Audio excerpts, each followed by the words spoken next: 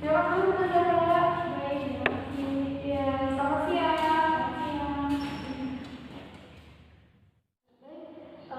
Ini dengan saudari Zahra ya? Iya. Selamat datang Zahra. Sebelumnya apakah udah tahu dengan saya? Tidak kenal?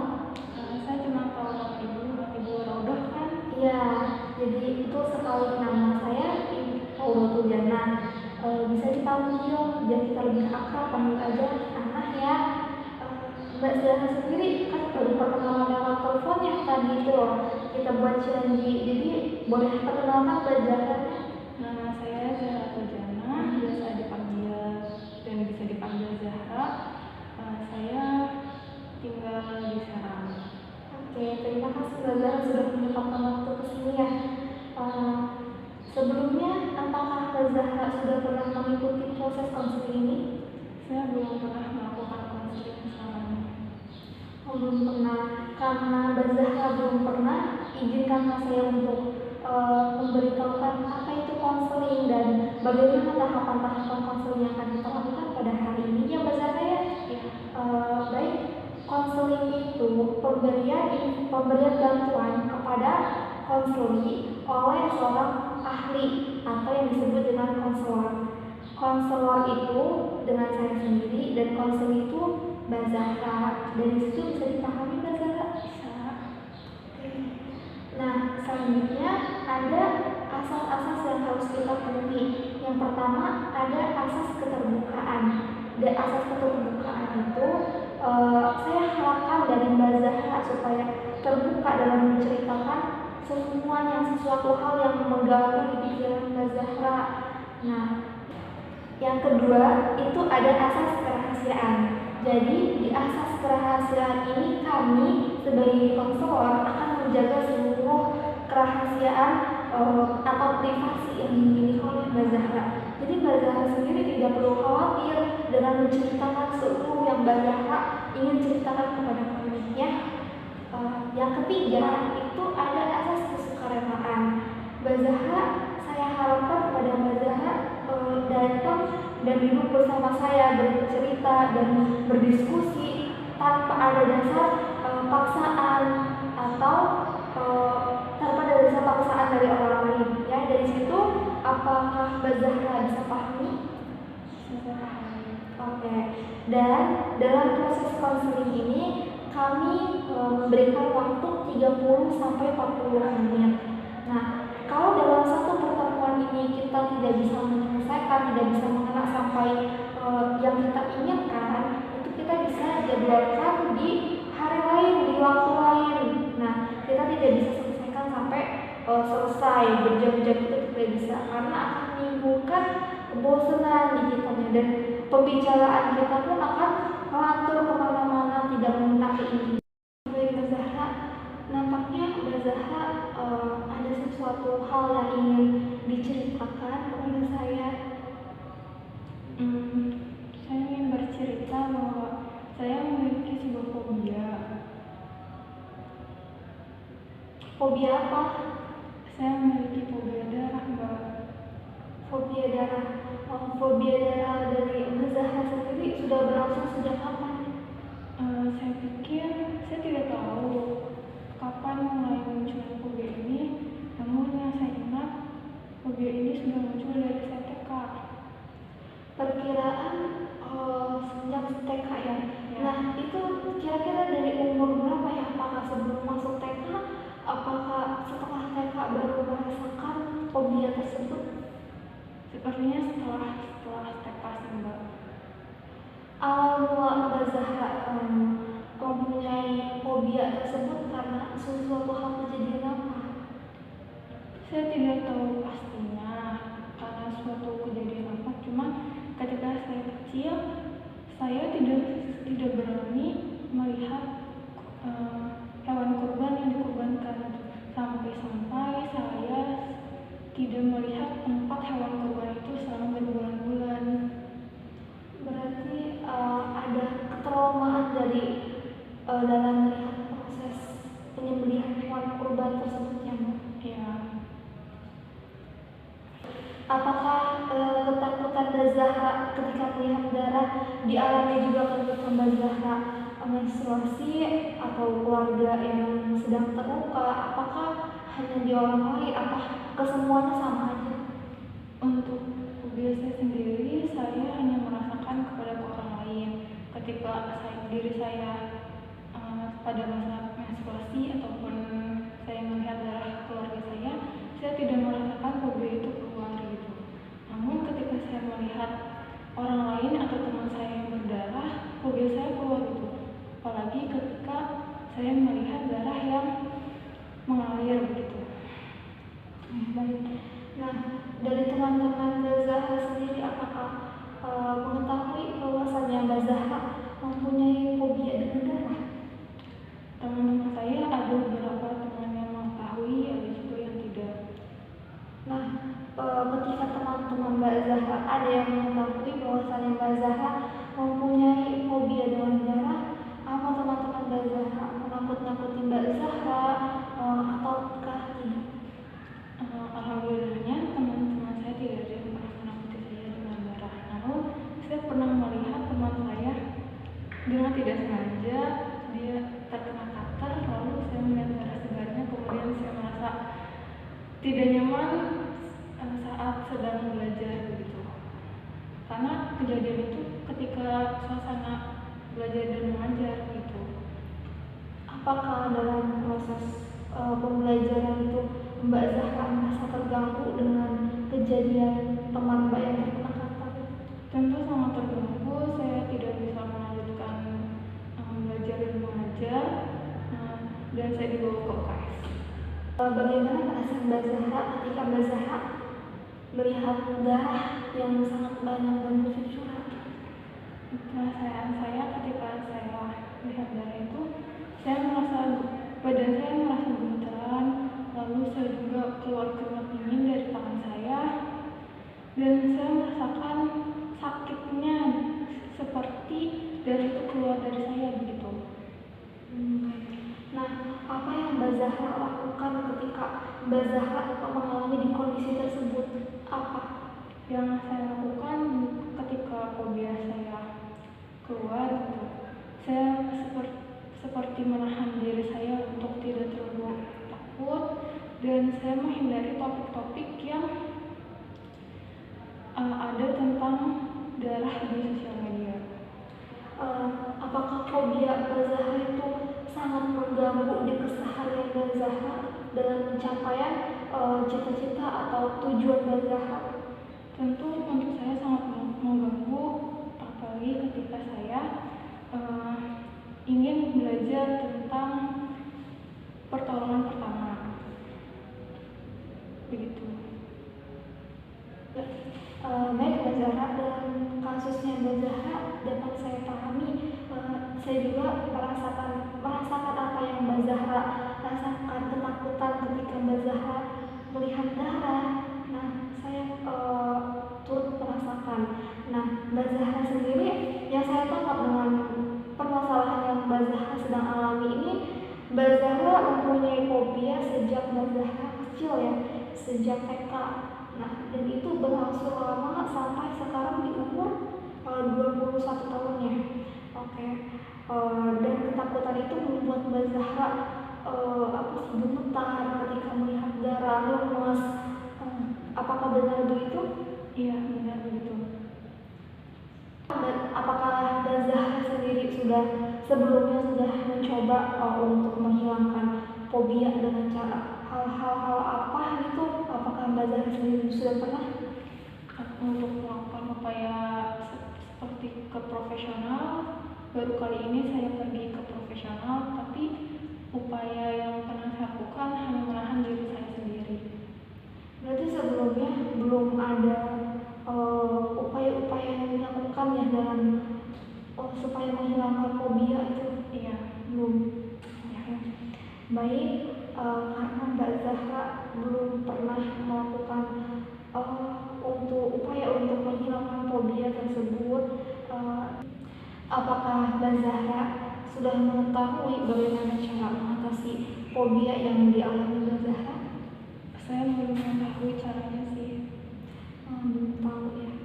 Baik, saya di sini akan membantu Mbak Zahra dalam mengurangi atau sedikit menghilangkan ya fobia yang dialami oleh Mbak Zahra. Nah, dari Mbak Zahra sendiri, apa sih yang membuat pikiran Mbak Zahra terganggu sehingga merasa cemas ketika melihat darah? Saya merasa ketika melihat darah itu, saya merasakan ketakutan bagaimana jika darah itu ternyata keluar dari saya begitu. Itu hal yang ditakutkan oleh Mbak Zahra. Ya. Nah, baik, dalam setelah masalah Mbak Zahra yang telah Mbak Zahra ceritakan, saya menangkap bahwasanya teknik yang akan saya gunakan dalam konseling ini adalah pendekatan hipnoterapi. Dalam pendekatan hipnoterapi ini, saya akan mengubahkan pemikiran Mbak Zahra terlebih dahulu ya. Nah, anggap saja kalau misalkan tadi Mbak Zahra menjelaskan bahwasanya Mbak Zahra takut ketika darah itu keluar dari tubuh Mbak Zahra. Mbak Zahra tidak perlu khawatir, Mbak Zahra tidak perlu mencemaskan karena itu sesuatu hal yang belum tentu terjadi untuk Mbak Zahra gitu. Jadi kalau Mbak Zahra memikirkan hal tersebut, itu yang menyebabkan kecemasan yang berlebihan terhadap diri Mbak Zahra. Dan ketika Mbak Zahra melihat darah tersebut berasal dari orang lain, anggap saja darah tersebut itu bukan darah yang menakutkan, tapi anggap saja itu yang keluar dari tubuh itu jus toben yang enak gitu Mbak Zahra ya. Baik Mbak Zahra, setelah Mbak Zahra pulang dari sini atau besok harinya, Mbak Zahra bisa terapkan melihat darah minimal itu 30 detik ya. 30 detik kan tidak lama ya, supaya Mbak Zahra sendiri terbiasa melihat darah, tidak ketika melihat darah tidak jantung berdebar-debar, keringat dingin, supaya Mbak Zahra terbiasa ya. Lakukan itu setiap hari. Kalau bisa, kalau kuat ya sampai 5 menit, kalau tidak kuat sampai 30 detik aja. Besoknya ditambah waktunya 1 menit, besoknya lagi 2 menit, besoknya lagi 3 menit, sampai seterusnya, sampai Mbak Zahra merasa terbiasa dengan melihat darah ya Mbak Zahra. Dari situ Mbak Zahra dapat pahami? Iya, bisa saya pahami. Oke, saya pun tahu hal ini pasti cara yang saya berikan ini tidaklah mudah bagi Mbak Zahra. Pasti untuk pertama kali Mbak Zahra merasakan hal yang sama, tapi seiring berjalannya waktu pasti bisa. Nah, dan saya pun yakin ketika Mbak Zahra berusaha maksimal menghempaskan pikiran-pikiran negatif dari Mbak Zahra, dan Mbak Zahra berusaha terbiasa dalam melihat darah, insya Allah fobia Mbak Zahra itu akan sedikit demi sedikit menghilang, atau sedikit demi sedikit redup gitu ya Mbak Zahra. Mbak Zahra tidak perlu khawatir, saya yakin pasti Mbak Zahra bisa melalui ini semua. Nah, setelah proses konseling ini, bagaimana perasaan Mbak Zahra tersendiri? Sangat menyenangkan bahwa saya bisa menceritakan hal yang saya khawatirkan kepada orang lain. Namun saya juga jadi tahu bagaimana cara mengatasi fobia yang saya miliki. Ya, semoga proses konseling ini membuat Mbak Zahra semakin lebih baik ya Mbak Zahra. Kalau misalkan Mbak Zahra kurang memuaskan dalam proses konseling ini, bisa nanti kita schedulekan pertemuan selanjutnya ya Mbak Zahra. Bisa dipahami Mbak Zahra? Bisa. Untuk sekarang ini, apakah ada yang ingin disampaikan oleh Mbak Zahra? Tidak ada sih, saya rasa sudah cukup. Saya menjadi mengetahui cara untuk mengatasi fobia saya juga. Iya, baik, mungkin itu saja ya Mbak Zahra dalam pertemuan kali ini. Semoga Mbak Zahra bisa merasa lebih baik lagi. Terima kasih Mbak Zahra. Ya, semoga lebih baik ya.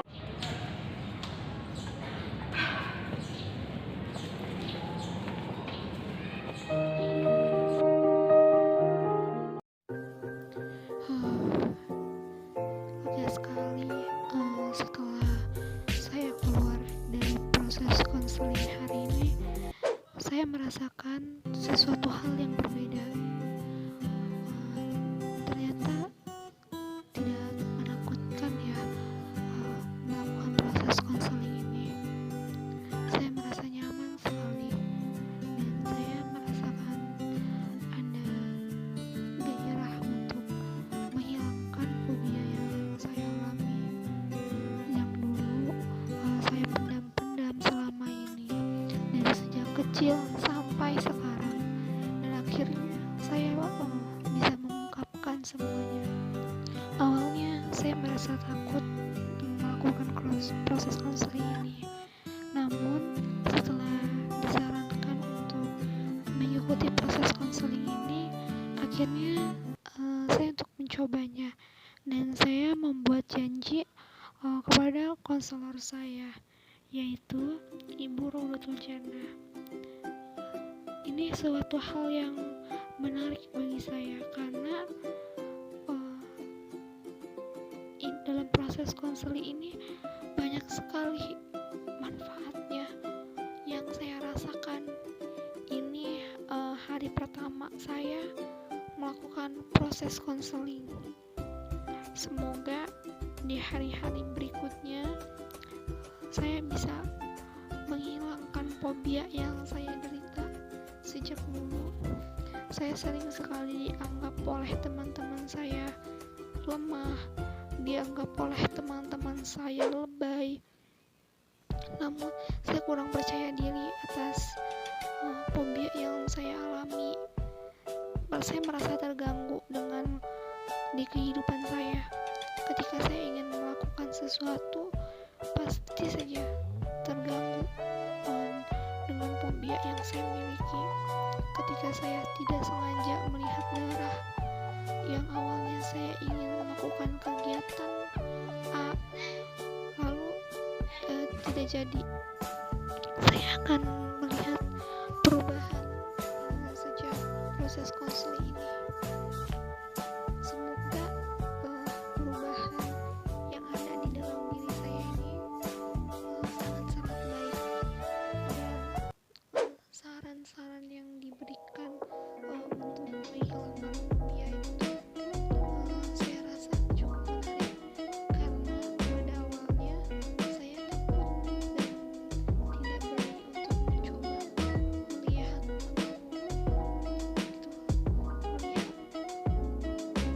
saya tidak berani sama sekali. Namun setelah proses konseling ini, saya akan mencobanya. Saya akan mencoba melatih diri saya supaya saya tidak takut lagi dengan darah. Terima kasih atas proses konseling ini.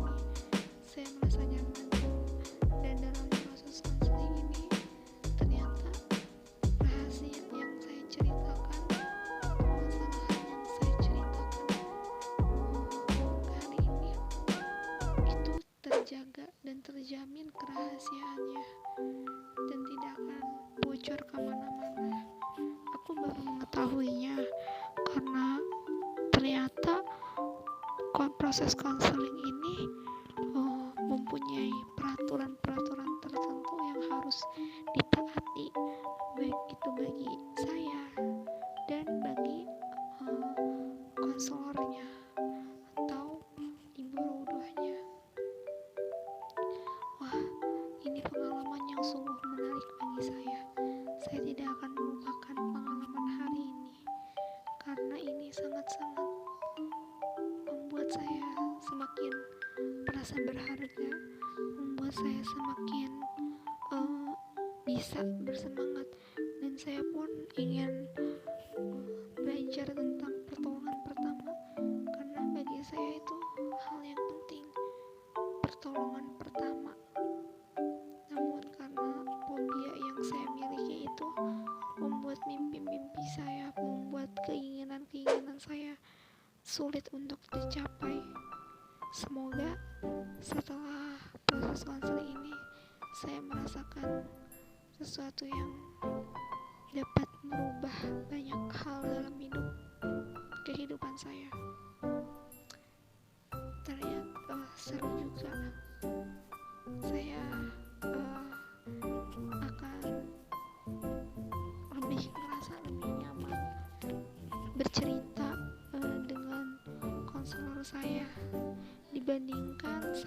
bercerita dengan teman-teman saya. Ketika saya bercerita dengan teman-teman saya, hal yang saya dapat bukan sebuah solusi ketika setelah selesai bercerita, namun malah mengumpul-ngumpulkan, malah membuat saya merasa lebih takut lagi dengan darah. Terima kasih atas proses konseling hari ini. Salam dari aku, Zahratul Jannah. Kalian jangan pernah takut untuk melakukan proses konseling ya. Dah, sampai jumpa. Sampai ketemu lagi di proses konseling yang berikutnya ya.